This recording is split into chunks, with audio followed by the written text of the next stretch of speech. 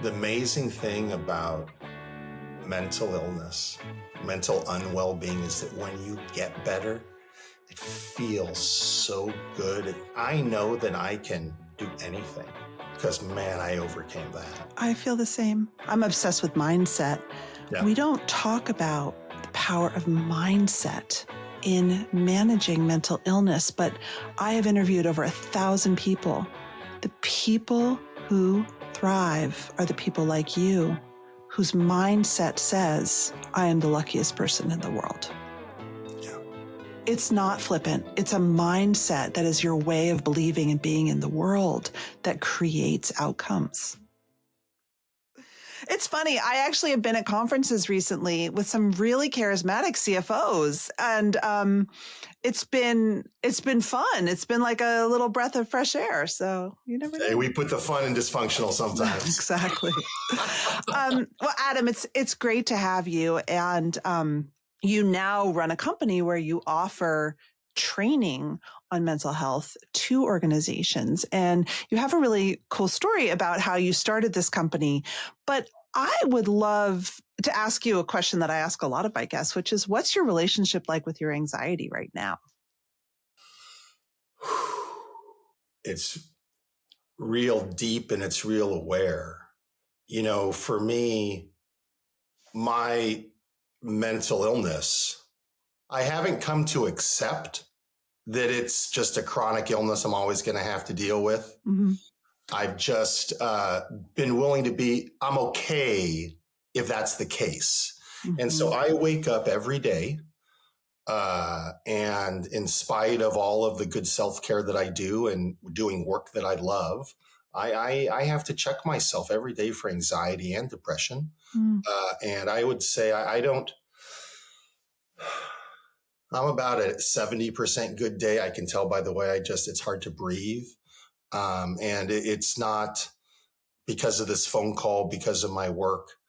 I don't know what it really is this morning that's making me feel a little anxious, but I'm going to work through it today. It's what I do. It's like I have Crohn's disease, intestinal disease. I work through that every day. Let's work through this every day. Yeah.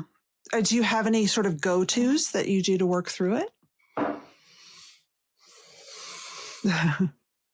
That first, I breathe. Mm-hmm.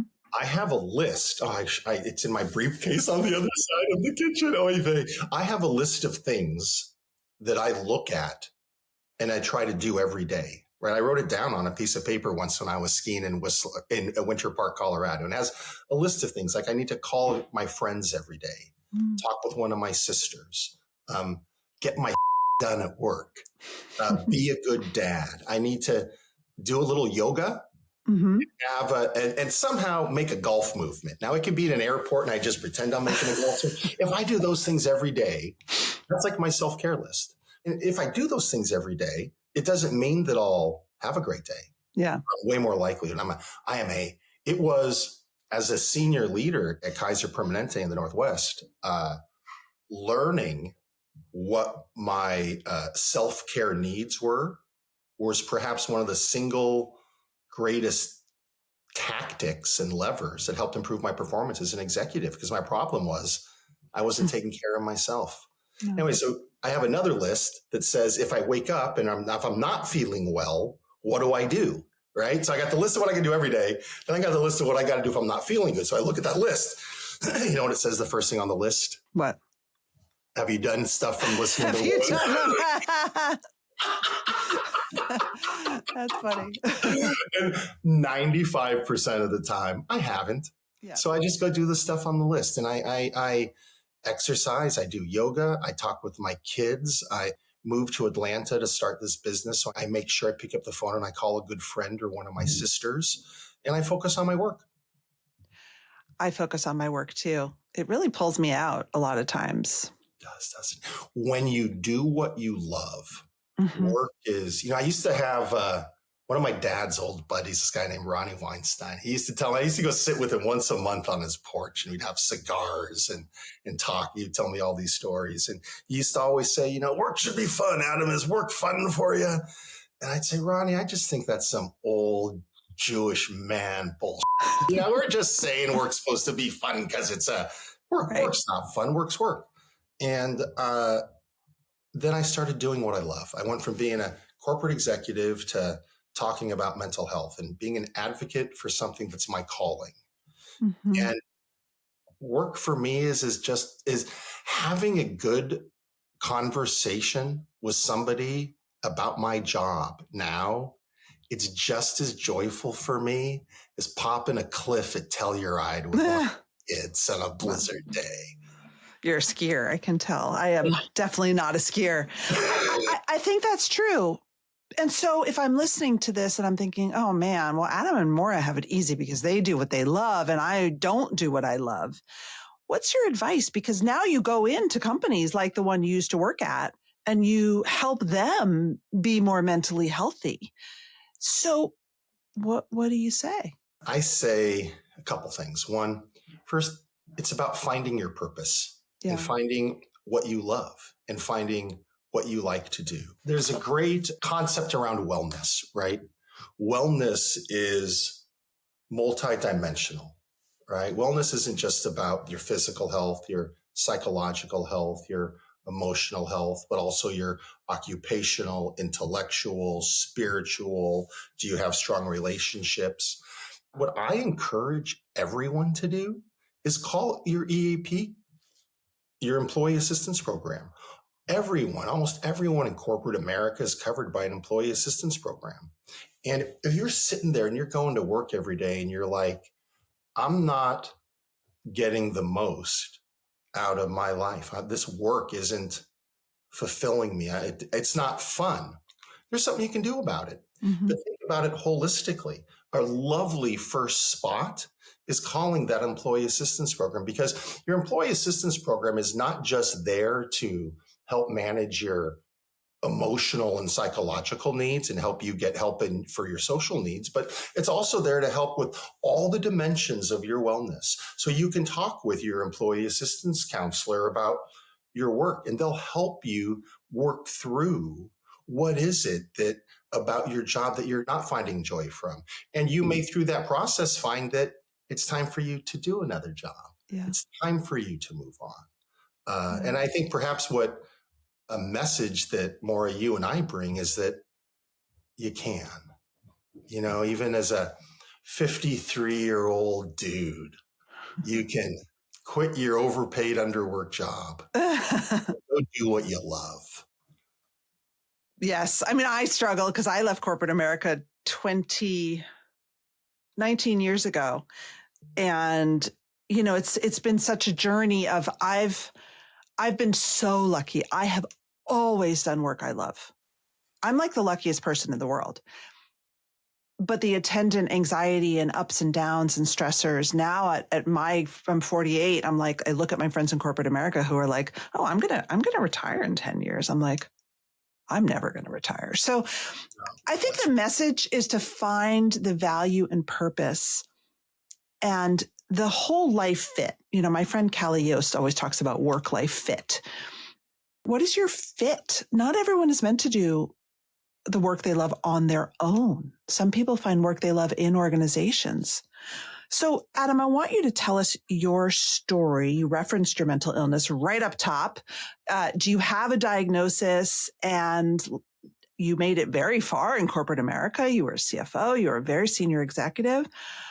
What was that journey like?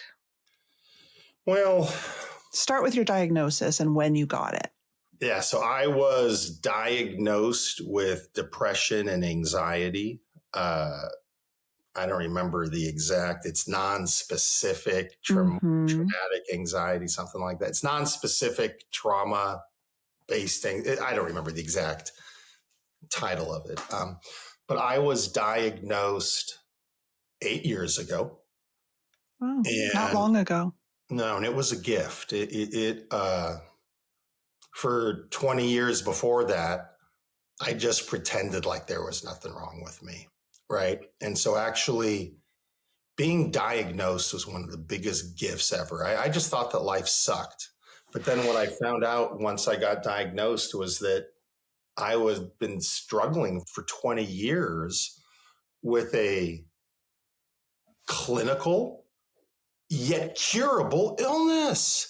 It wasn't that my life sucked and I couldn't breathe and I was always in pain and I couldn't catch my breath and I was always yelling. It wasn't that there was something clinically wrong with me that I could cure, right? And that diagnosis was just a gift for me. I just want to say one thing, which is, it may be hard for people who don't have mental illness to understand how you can be depressed for 20 years and think life sucks and yet live a very full life, have kids, have a great relationship, have on the outside, I bet your life looked perfect.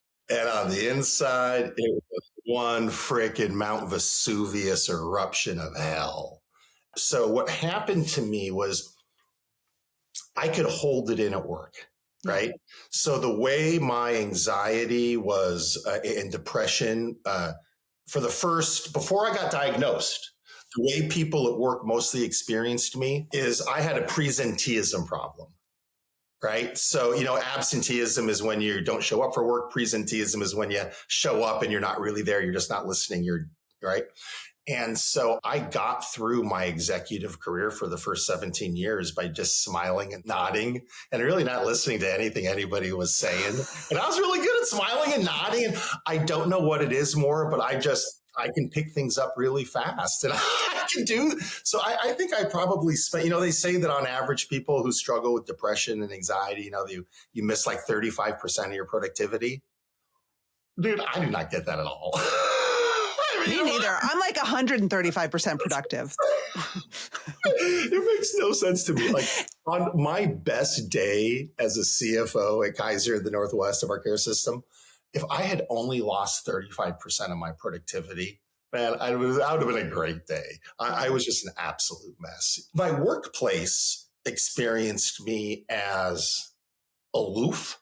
In those meetings, sometimes I might ask repetitive questions and pretend like, on the other hand, I held it in all day. It exploded at home. I'm not married. I have an ex-wife. Mm-hmm.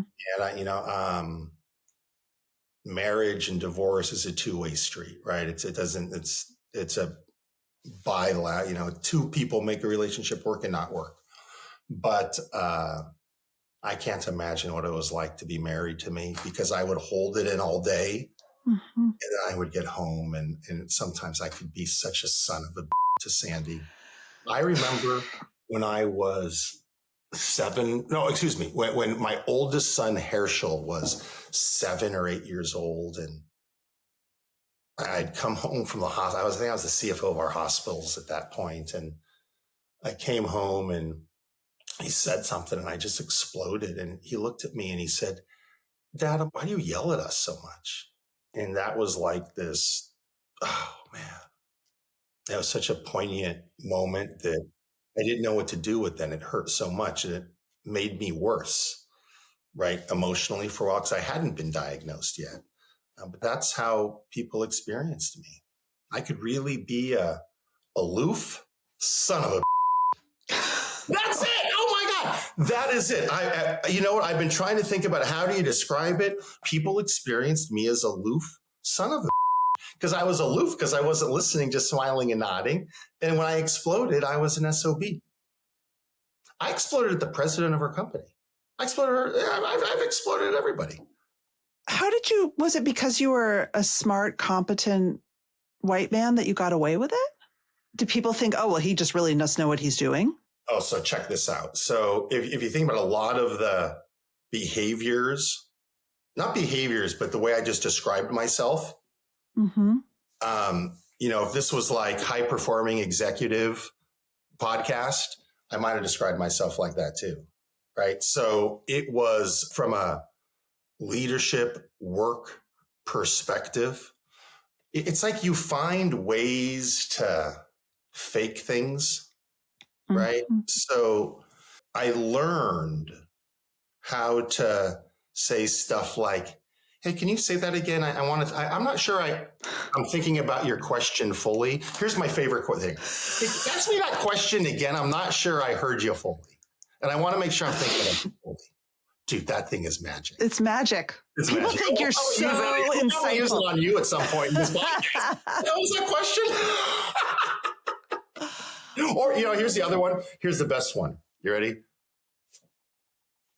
What do you think we should do? That's a good question. What do you think? Yeah. Okay. Lovely. Why? Why should we do that? Yeah. Okay. So easy. What's hilarious is you've sort of just described, there's this like multi-million copy selling book called The Coaching Habit, which is all about leaders not telling people what to do, but coaching. Those are the questions you're meant to ask. See? One of the reasons, so people ask me like, how the hell did you survive all those years? Right. Yeah. I think one of the reasons is I was blessed to go to work at Kaiser Permanente. I haven't worked there for 3 years. It sounds like, I've probably brought this company up 4 times in this podcast, right? I bleed blue. I still feel like I worked there because the leaders that were around when I was there, the Donna McClellans, the Cynthia Finters, the Leslie Margolins, the Artie Southams, the David Lakes, they were naturally psychologically safe and facilitative leaders. So they modeled for me appropriate, facilitative, and psychologically safe leadership behavior. So then I would watch how they led and mimic them. And by mimicking them, I was just leading in a calm way. But I was literally just mimicking these beautiful leaders that I had that helped guide me along the way. That's amazing. It is. It blows my mind. So your inner asshole was tempered. These people down. Yeah. Yeah. And also part of it was a lot of psychological, because I lost my parents. I found my dad's suicide early in life. I found my mom. And what I missed, I look for parents. I look for adults. I look for people, for mentors, right? I wasn't looking to these people because I wanted leadership guidance. I was drawn and developed really strong relationships with senior leaders way above me because, and I'd be in the elevator. I'd say, "Hey, Sue, you want to go for coffee one day?" to some vice president when I was just, and she'd say, "Sure, I'll." And it wasn't because I, with hindsight, I was trying to grow my career and develop relationships, but I'm just looking for father figures and mother figures who can take care of me. And so I think about, I talk about these leaders, right, that I worked with there who helped guide me for these years. And they're not just leaders for me. They were they were like parents for me. Yeah. I kind of like this. I have all these bunch of my parents' friends and all of these leaders at work. I just kind of adopted as being I don't have parents anymore. So these are the people, the Mark Angers, the Karen Sharpmans. But that's a great technique. I mean, I think it's a beautiful technique. My husband is very similar. My husband's, some of his closest friends are in their 80s and 70s. And, obviously don't want to tell his story on air, but, I think that's a really, what psychologists would call an adaptive coping mechanism, right? Like that's wonderful. Yeah. So my dad died of suicide and I found his suicide, right? And one of the things that I learned when you were how old? 29. Yeah. We were business partners and it was just, nobody knew that he was not well. I remember you telling me he was sort of hail fellow, well met, just... Dude, he was the Rock of Gibraltar, man. Mort Nemer was the last person anybody thought might be dealing with their mental challenges. He was just strong as a rock, calm, cool, and collected. Pillar of the community, I remember you saying, sort of. He was a great friend. He would do anything for a friend. He would do anything for anybody. If you asked him to do something, he would just say, yeah. Part of the tragedy of suicide, right, is you never know why. Mm-hmm. Right? I mean, I'll never know the why. Yeah. You ready for this? Yeah. Ask me your question again. I want to think about it fully.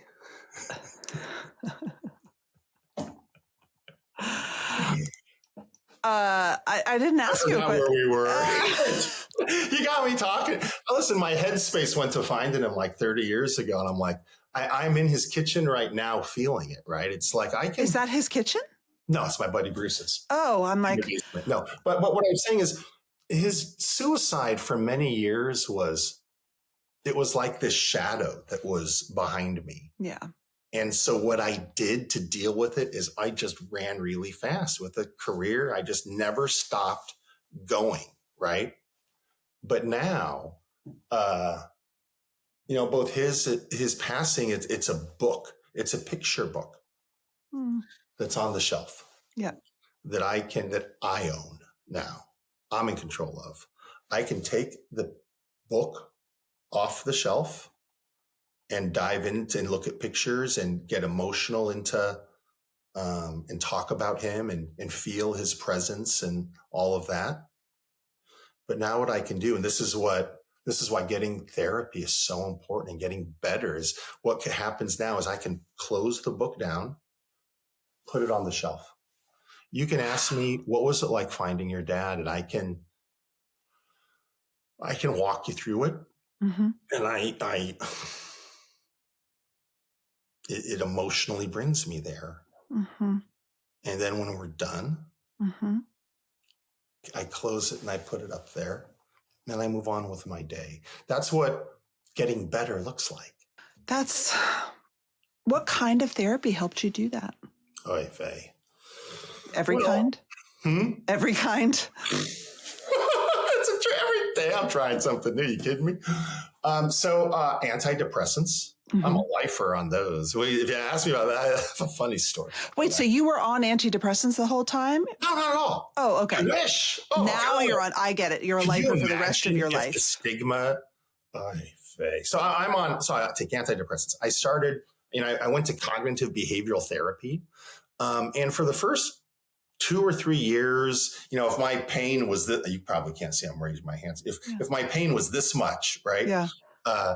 If I had 100% pain, antidepressants got rid of like 20% of it. Come down to 80%. That's pretty good, right? Maybe 30%, 70%. Then the cognitive therapy for the first couple of years maybe got me down to maybe 70%. Cognitive therapy it was the best executive coaching I ever got because it taught me critical life skills. But for me, I couldn't breathe. I was still, it was so important learning critical life skills, but it didn't get me. I still couldn't breathe. I basically was moving through life like I was breathing through a straw. I felt like I had emphysema. That's what this feels like for me, is I can't catch my breath. And so hold on one second. Catch your breath. Exactly. So you just use that cup. You just grounded yourself with your cup. But it's great. I'm not telling you, but I'm saying for the audience, like, I love what Adam just did, because he used his cup as a way to ground him, to sort of pause, check in, right? Dude, you totally know my trick, because I wasn't thirsty. I needed to take a deep breath. I know all the tricks, Adam. I know all the tricks. But it's a great trick. Like, I teach people sometimes, if you're in a meeting and it's very stressful and you're getting amped up, grab your pen, grab your cup. And what you can do is you can practice in the off times. Like, I can use the cup and I can instantly summon the image of someone I love, and my chemicals change. So anyway, sorry. Pause. Yeah. On the exact opposite scale. Someone taught me this once. One of our HR leaders, Trisha Peters. Oh my God, I love her. I exploded on our Kaiser medical director. I'm telling you, she was our interim president in our region, and I was the head of our EMR implementation, our electronic medical records. Yeah. So I was called into the president's office with the head of medical director and me and my physician partner, and I was so pissed. The medical director was just asking us to do asinine. It was just absurd. And I just exploded on this dude. Wow. I was an ass. Okay. So this was like halfway through my career. I'm way far from being diagnosed. Trisha calls me into her office the next day. She goes calmly, says, Adam, would you stop by for a few minutes? You're president of a multi-billion dollar. I have a thought for you. I said, all right. So, I knew, I'm like, oh boy. Yeah. So I walk up, she goes, in the most calm voice possible. She says, Adam, that was a hard meeting yesterday. And I know I'm not going to say the medical director's name. And I know it was very frustrating for you. And, intellectually, you're absolutely right. But you can't explode on our medical director. Let me tell you, I have a suggestion for you. I said, what? She goes, well, when you're listening to people and you're going to explode, put your hands, you can't see me, put your hands on the desk like this, flat down, and just listen and breathe. Put your hands on the desk and just listen and breathe through it. Now, this was years before I was diagnosed. This little thing that Trisha told, I said like these psychological safe leadership things that these guys. That's amazing. Wow. I can't wait to send her this podcast so she knows that one for years after. I probably spent hold on. She taught me that maybe 7 years in. So I probably spent the next 12, 13 years with my hands on the desk. I had my hands on the desk, breathing, smiling, not listening. Oh my God. Isn't that awesome? It's such a good technique, right? Because nobody notices. It doesn't look weird. I mean, that's the thing about these grounding techniques is that they just look like normal things, like take a sip of water, put your hands on the desk. Just a deep breath, having a 2-minute time out, right? Standing up, walking into the other room. Yeah. Going for a walk, excusing yourself to get a cup of water. Totally. Yeah. Excusing yourself, slowing down time. That's right. Being present. For me, I think depression is I'm sad and worried about the past. Mm-hmm. And anxiety for me is I'm, worried about the future, something in the future. And so my whole goal every day is to be present in the moment. Right. Mm-hmm. So that's another thing I just really think about that also helps me in those high anxious moments is just be here. Just be here with the person that you're with, whether it's, more on a podcast, whether it's your buddy Bruce having a beer, whether it's, if you're waiting for the cable dude, right? Enjoy the moment, be present in that moment. When I think about, that's actually one of the items on my list of what I need to do when I'm having a bad day is it says, am I being present? Mm-hmm. There's a great, one of the greatest, I joke with my kids. I'm from Portland, Oregon. So, I'm a Portland Trailblazer fan. There's this great basketball player, this guy named Bill Walton. He passed away a few years ago. Amazing fellow, great basketball. He was a Celtic. Dude, he was a Celtic. He became a Celtic. You can't claim him. Of course don't get me started on this one. Anyways, so Walton, he became, an NBC announcer. He's like a philosopher. He's a philosophizer, right? And he has this great phrase I heard him say on David Axelrod's podcast. He goes, David, you got to learn from the past, dream of the future, but live in the present. So that's one of the things on my list. Huh? He was a huge deadhead, wasn't he? Yeah. That's awesome. I love that. Learn from the past. Oh. Yeah. Well, I want to thank you so much. This is so great.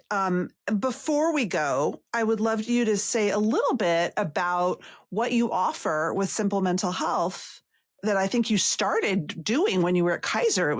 You were the executive sponsor of a program and you loved it so much.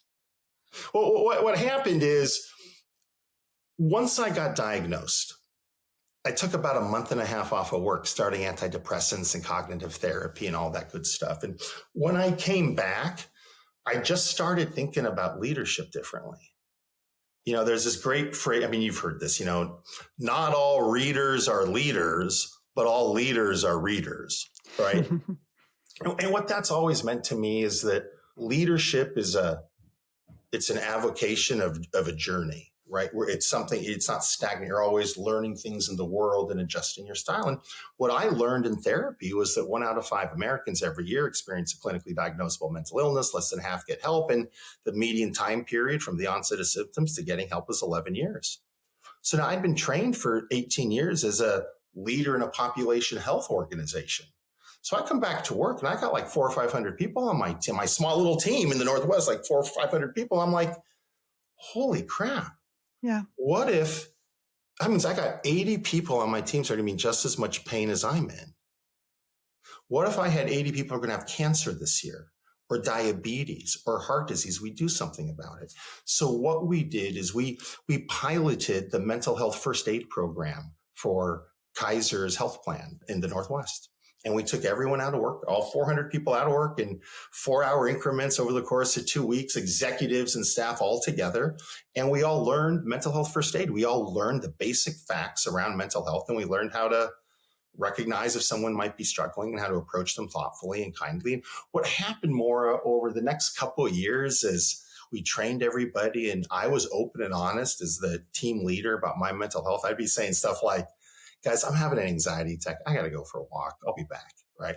I wasn't doing it on purpose, but with hindsight, what was happening was that as I, the leader, was open and honest and sharing my story, it created the space for everyone else to talk about theirs and to start getting help for them. And a couple of years later, we had some of the highest employee engagement stats across Kaiser's Health Plan nationwide. We were the happiest team in the health plan.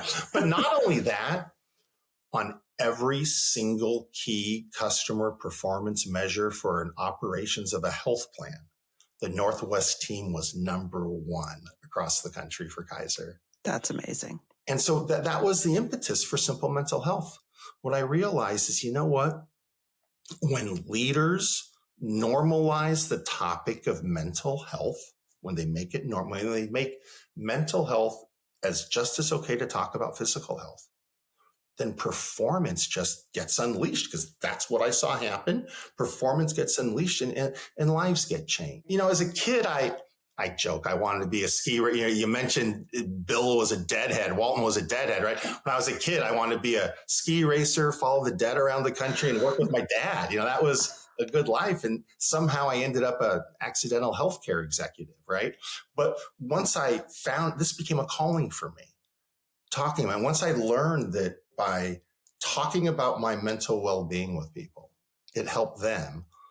All of a sudden, I left to start Simple Mental Health. And what Simple Mental Health does is we are here for one purpose only, which is to help leaders create mental well-being cultures in their organizations. We run, half-day mental health literacy classes for boards of directors, for the C-suite, for leadership teams. And we have groups that will cascade that information and knowledge all the way through your organization. We all know CPR. Everyone has a physical first aid in their professional toolboxes. If someone was choking at a board meeting, a bunch of board members would be able to save their life. Yep. But if someone was having an anxiety attack at that same meeting, they wouldn't be able to do anything, let alone even notice it. So what we do is we go into organizations and we train you and we hardwire basic mental health literacy in your organization. So it's just hardwired and you move on, just like your physical safety programs are. Yep. I love it. I love it. Guy in the world. Yep. Well, yes and no, right? That's life. I say it so much, I'm the luckiest guy in the world, right? And it seems flippant almost, but, especially, it's like, how can I go through so much pain in 20 years and still not, right? How can I say I'm the luckiest guy in the world? I feel that getting better, right?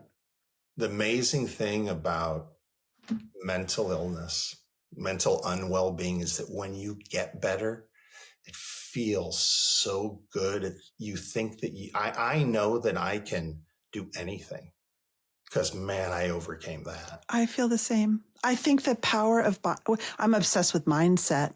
Yeah. We don't talk about the power of mindset in managing mental illness, but I have interviewed over 1,000 people. The people who thrive are the people like you, whose mindset says, I am the luckiest person in the world. Yeah. It's not flippant. It's a mindset that is your way of believing and being in the world that creates outcomes. So, mazel tov. Thank you. You know, it's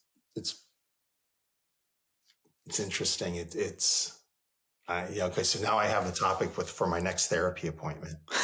You know, who taught me this was my dad, right? So the whole smile and be happy, you know, really, that's what he did. And that's what I was doing before you get help. I'm going to have a lot to unpeel that onion in the next therapy session. I'm glad I'm an anxious achiever. Glad I queued you up for that. It's a couple copays down the drain. I'm sorry, but I'm trying to give you a compliment. You're a giver.